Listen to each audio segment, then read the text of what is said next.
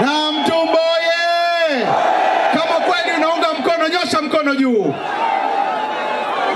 Haya, asante. La kwanza, naomba niwashukuru sana viongozi wa chama na meza kuu na wagombea wenzangu wa ubunge pamoja na udiwani tukiongozwa na dada yetu Malkia wa nguvu kabisa, Mama Jenista Mhagama. Piga makofi na vigeregere kwake. La pili, namshukuru mama yangu mzazi huko hapa maarufu Biti Mudi. Nimlete nisimlete? Muda hautoshi Biti Mudi.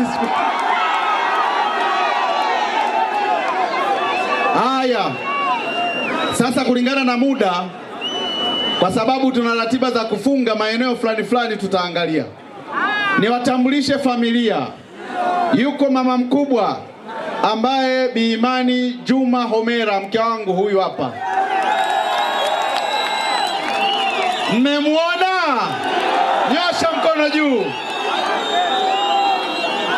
Haya, kulingana na muda, keti. Muda. Haya, anayefuata, unajua big brain, si unajua big brain? Big brain oye! Wewe peke yako mmoja anakushinda. Haya basi, naomba nimtambulishe Bi Jasmine Juma Homera. Sogea. Wote makofi na vigeregere.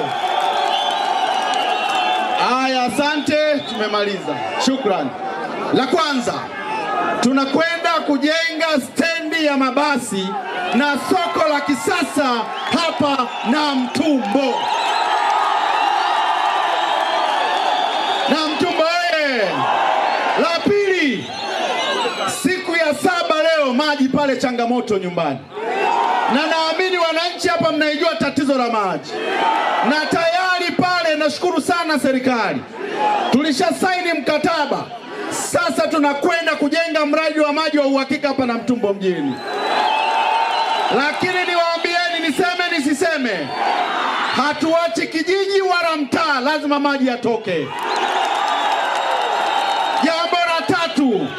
Jambo la tatu, uko mgogoro hapa wa miaka mingi wa NAFCO na wananchi.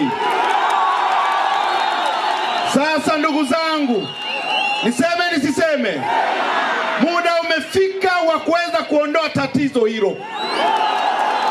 Wangapi wanasema tukaliondoa hilo tatizo? Namtumbo oye! Namtumbo safi! Jambo lingine, najua hapa mnasema swala la muda. Mimi hapa ni jimboni kwangu. Naomba tuzingatie itifaki. Sawa Hata kama tukizidi dakika 5, no problem. Tumeelewana jamani Wangapi wanasema twende mbele?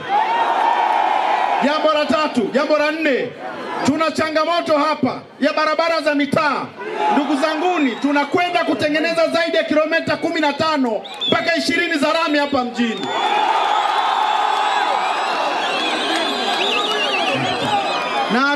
Na CCM oye!